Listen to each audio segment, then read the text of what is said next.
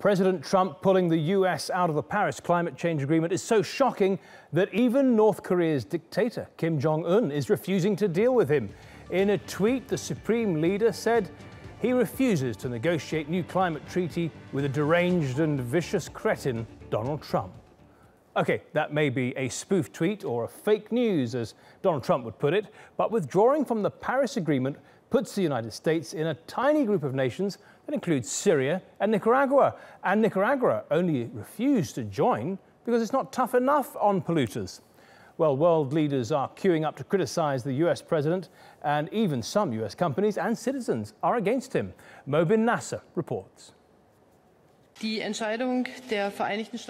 decision of the U.S. to withdraw from the Paris Climate Agreement is very regrettable, and I'm expressing myself in a very reserved way when I say that. It's a message of extraordinary violence to the families of those who, in their millions, die each year because of fossil fuel pollution. It's a message of extraordinary violence to future generations.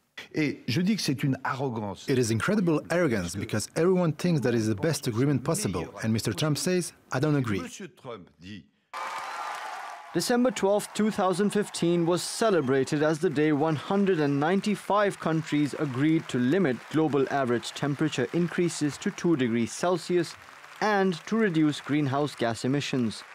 The United States is the world's biggest polluter after China, accounting for 15% of global greenhouse gas emissions. Under the Paris Agreement, it agreed to cut its emissions by a quarter over the next 10 years. The then President, Barack Obama, confirmed the agreement through an executive order, but he never brought the bill to Congress, leaving the door open for his successor to dump the deal. On Thursday evening, Donald Trump did just that. The Paris Climate Accord is simply the latest example of Washington entering into an agreement that disadvantages the United States. Thus, as of today, the United States will cease all implementation of the non-binding Paris Accord. Environmentalists warn this decision could risk millions of lives. But many, including Barack Obama, believe the American people will stay committed to fighting global warming. I'm deeply convinced that states, cities, the business community, the civil society will also remain engaged, will bet in the green economy, because the green economy is the good economy, is the economy of the future, because this is not only the right thing to do, it is the smart thing to do.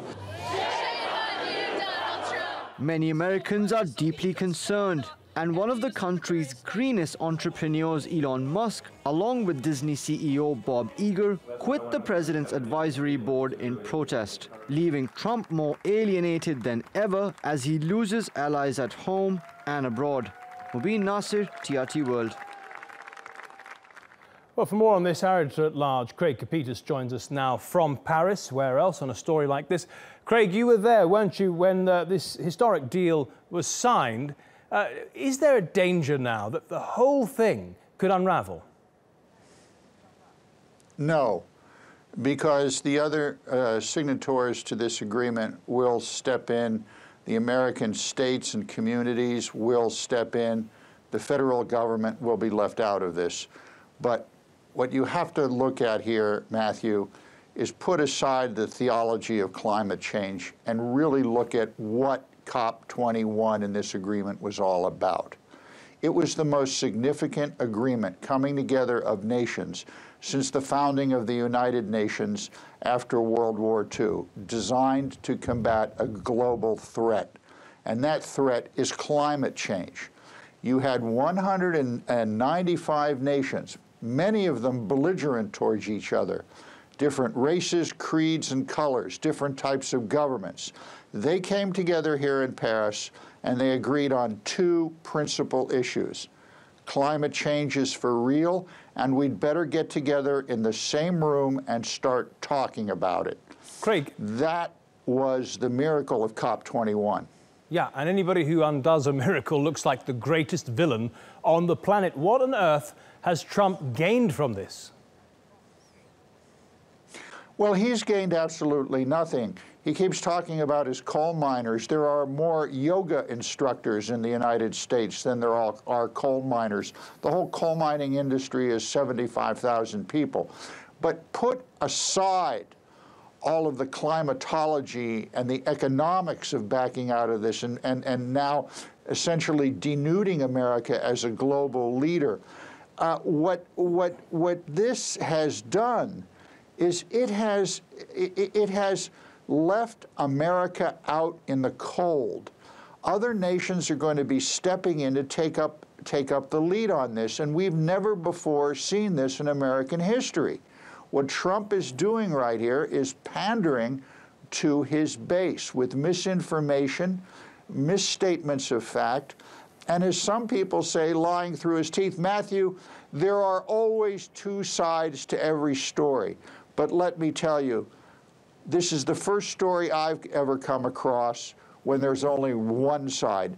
And Trump yesterday just did something that is criminal. Okay, let me ask you about the future. Yeah, well, as Nixon said, when the president does it, it isn't criminal. But when the next president comes in, when the next president comes in after Donald Trump, and bear in mind that the withdrawal will only take place, what is it, a day after the election or something like that, it's then presumably open for the United States to go back into the agreement.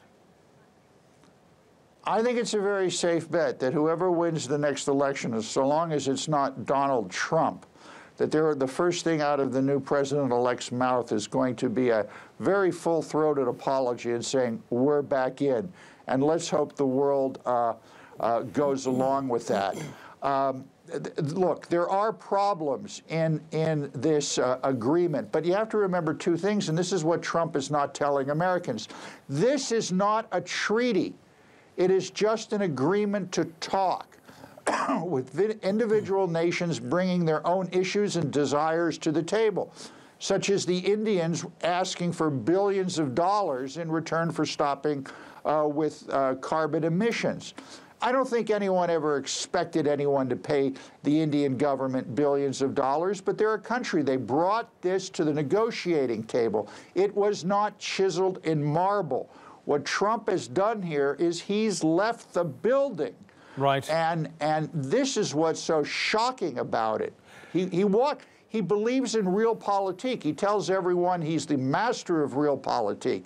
What this proves is Trump doesn't understand politics, he doesn't understand global affairs, and he certainly doesn't know how to cut a deal with other global leaders. Craig Copetas in Paris, thank you very much for that analysis.